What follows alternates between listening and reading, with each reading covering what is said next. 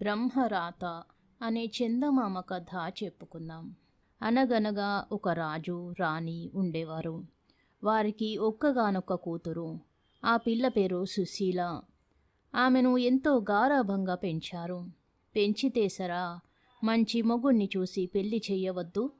అక్కడే వచ్చింది పేచి భార్యాభర్తలకు.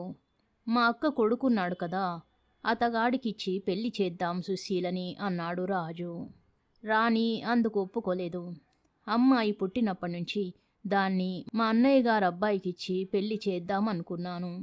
ఇప్పుడు మీరిలా అంటే ఎలా కుదురుతుంది అన్నది. పెళ్లి విషయంలో రాజు రాణి ఇలా రోజు తగాదా పడుతుండేవారు. ఆఖరికి ఒకనాడు రాజు, నేను రాజును, నాకు ఎవరు ఎదురు చెప్పడానికి వీల్లేదు. నా కూతురుని నా ఇష్టం వచ్చిన వాడికిచ్చి పెళ్లి చేస్తాను అని కోపంగా చెప్పేసి ఆ రాత్రే తన మేనల్లుణ్ణి రప్పించి ఓ మేడలో దాచి ఉంచాడు. పురోహితుణ్ణి పిలిపించి పెళ్లి ముహూర్తం పెట్టించాడు. రాణి మాత్రం ఊరుకుందా? లేదు. కష్టపడి కని పెంచిన దాన్ని, పెంచి పెద్దదాన్ని చేశాను కదా పిల్లని. నా ఇష్టం వచ్చిన వాడికిచ్చి పెళ్లి చెయ్యక ఎవడికో ఇచ్చి చేస్తానంటే నేను ఒప్పుకుంటానా అని లోపలే కోపగించుకొని తన అన్నగారి కుమారుణ్ణి ఓ రాత్రివేళ ఎవరికీ తెలియకుండా తీసుకొచ్చి మరో మేడలో రహస్యంగా దాచి ఉంచింది. పెళ్లి కొడుకులిద్దరూ చెరో మేడలోనూ ఉండి సుశీల నా పెళ్ళం అవుతుందంటే నా పెళ్ళం అవుతుందని లొట్టలు వేసుకుంటూ లగ్నానికి ఎదురు చూస్తున్నారు. వాళ్ళు అలా ఉండగా బ్రహ్మ, విష్ణు, మహేశ్వరుడు ముగ్గురూ కలిసి భూలోకంలో జరిగే చిత్రాలు చూడ్డానికని ఆకాశం మీద షికారుగా బయలుదేరి ఆ పట్టణం మీది నుంచి వెళుతున్నారు. అప్పుడు ఆ ఇద్దరు పెళ్లి కొడుకుల సంగతి వాళ్ళకి తెలిసి ఈశ్వరుడు బ్రహ్మదేవుడికేసి చూసి, ఏమయ్యా బ్రహ్మ, ఆఖరికి ఈ పెళ్లి కొడుకులిద్దరిలోనూ ఈ పిల్ల ఎవరిని పెళ్లి చేసుకుంటుంది అని అడిగాడు. ఈ భూలోకంలో ఎవరు ఎవరిని పెళ్లి చేసుకోవాలో, ఎవడికి ఎప్పుడు ఏమేమి జరుగుతాయో ఇవన్నీ బ్రహ్మదేవుడు మనని పుట్టించేటప్పుడే మన నుదుటి మీద రాసేస్తాడు. సుశీల కూడా అలా నొసటి మీద రాసే ఉంటాడుగా మరి. అంచేతనే ఈశ్వరుడు అలా అడిగాడు. ఈ ఇద్దరిలో ఎవడికి దక్కది పిల్ల అన్నాడు బ్రహ్మదేవుడు. అలాగా అనేటప్పటికీ ఈశ్వరుడికి ఆశ్చర్యం వేసింది. అలాగైతే ఈ అమ్మాయికి కాబోయే మొగుడెవరో చూపించు అని నిగ్గదీసి అడిగాడు. అప్పుడు బ్రహ్మ ఆ నగరంలో రాజవీధిని దున్నపోతునెక్కి వస్తున్న ఓ కుంటివాణ్ణి చూపించి, ఆ వచ్చే కుంటివాడే ఈ పిల్లకి భర్త అవుతాడు అని చెప్పి ఊరుకున్నాడు. ఈ మాటలు వినేటప్పటికీ ఈశ్వరుడికి చాలా ఆశ్చర్యం వేసింది. నవమన్మధుల్లాంటి కుర్రాలిద్దరూ అక్కడ కాచుకొని కూర్చుంటే ఆఖరిక కుంటివాడికి పెళ్ళామవుతుందా ఈ పిల్ల? అలా ఎన్నటికీ జరగదు అన్నాడు. అప్పుడు బ్రహ్మ, ఈ పిల్లకి నేను అలా రాసి పడేశాను. ఆ రాత ప్రకారం జరగవలసిందే, కానీ మరోలా అవడానికి వీల్లేదు అని ఖచ్చితంగా చెప్పేశాడు. ఈశ్వరుడు ఎందుకు వీల్లేదో చూద్దాం అని చెప్పి విష్ణుమూర్తితో, విష్ణుమూర్తి, నువ్వు కాసేపు అలా నా ఎద్దు మీదికి వచ్చి కూచోబోయి నీ వాహనమైన గరుత్మంతుడికి ఒక పని చెప్పాలి అన్నాడు. విష్ణుమూర్తి గరుత్మంతుని వదిలేశాక ఈశ్వరుడు, పక్షిరాజా చూడు, నడవలేక దున్నపోతునకి వస్తున్నాడే, ఆ కుంటివాణ్ణి తీసుకెళ్ళి సప్త సముద్రాలకు అవతల ఉన్న అడవిలో దిగవిడిచి చక్కారా అన్నాడు. చెప్పిందే తడవుగా గరుత్మంతుడు నగరంలోకి వాలి ఆ కుంటివాణ్ణి అమాంతంగా కాళ్ళతో తన్నుకుపోయి 7 సముద్రాలకు అవతల ఉన్న అధ్వానపు అడవిలో పడేసి చక్కా వచ్చాడు. అప్పుడు ఇక ఈశ్వరుడు రాజ అంతఃపురంలో ఉన్న సుశీల ఆ నట్టడవిలో ఉన్న కుంటివాణ్ణి ఎలా పెళ్లి చేసుకుంటుందో చూద్దాంగా అని బ్రహ్మదేవుడికేసి వేలాకోలంగా ఓ చూపు చూశాడు. పిల్లికి చెలగాటమవుతే ఎలుకకి ప్రాణ సంకటం అన్నట్లు ఆ కుంటివాడికి లేనిపోని కష్టం వచ్చి పడింది. ఆ ఊళ్ళో ఉన్నప్పుడు ఇంటింటికి వెళ్ళి బిచ్చమెత్తుకుని పొట్ట పోసుకునేవాడు. ఇంకా ఈ అడవిలో వాడికి అన్నం పెట్టేవారెవరు? ఆ పక్షి తీసుకొచ్చి అడవిలో పడేసి తనని దిక్కుమాలిన పక్షిని చేసిపోయినందుకు వాడు గోల పెట్టాడు. ఎండ ఎక్కిన కొద్దీ వాడికి ఆకలి బాధ ఎక్కువయి, అయ్యో దేవుడా, నా గతేంగాను అని విష్ణుమూర్తిని మొరపెట్టుకున్నాడు.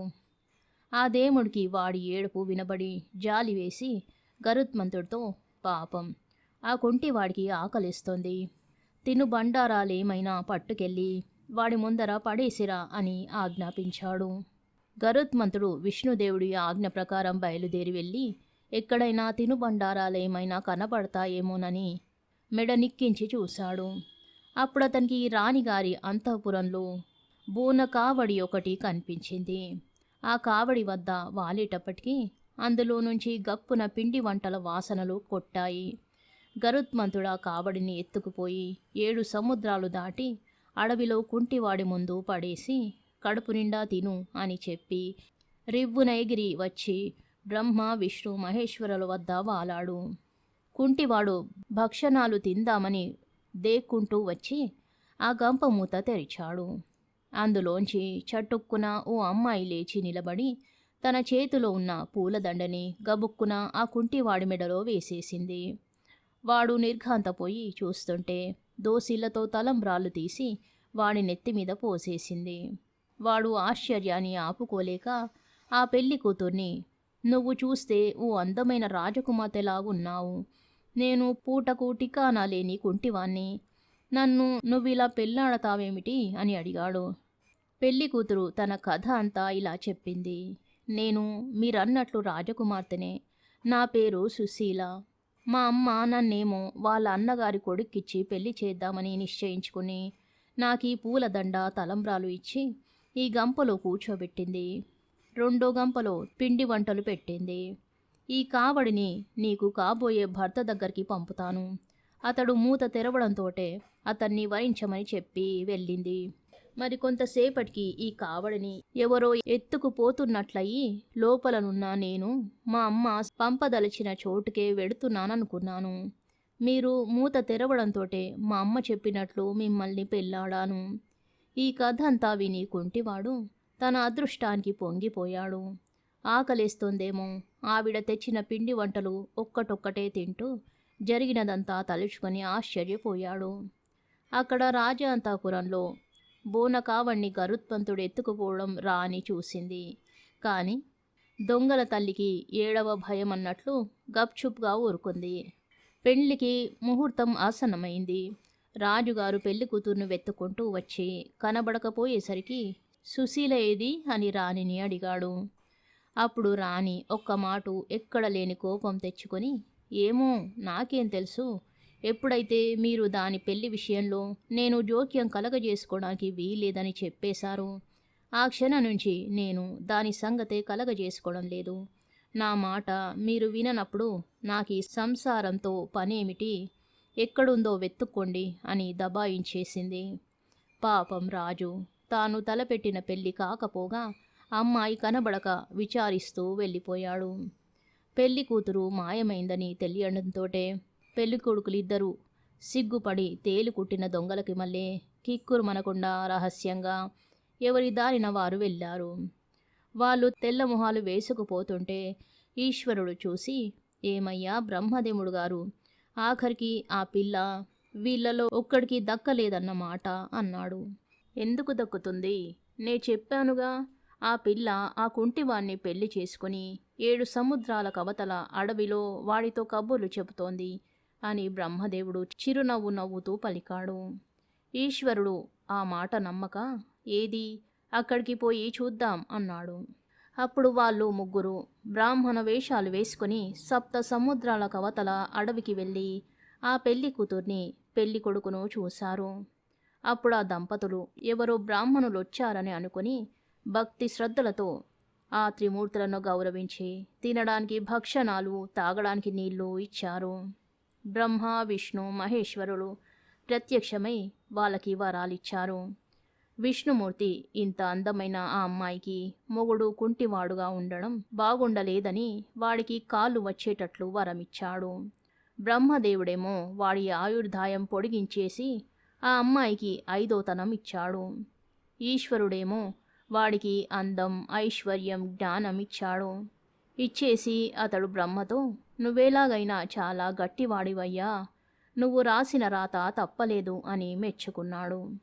ఈ లోపుగా విష్ణుమూర్తి గరుత్మంతుడితో, ఈ దంపతుల్ని మళ్ళీ ఆ రాజు అంతఃపురంలో విడిచిరాబోయ్ అని ఆజ్ఞాపించాడు. అతడలా చేసి వచ్చాక ఆ త్రిమూర్తులు తమ తమ లోకాలకు వెళ్ళిపోయారు. జరిగిన సంగతంతా సుశీల తల్లిదండ్రులతో చెప్పి భర్తను చూపించింది. వారు అల్లుణ్ణి చూసి సంతోషించారు. రాజు అల్లుణ్ణి సేనాధిపతిగా చేశాడు. సుశీల మొగుడు సుఖంగా ఉన్నాడు. కథ సమాప్తం. శుభం.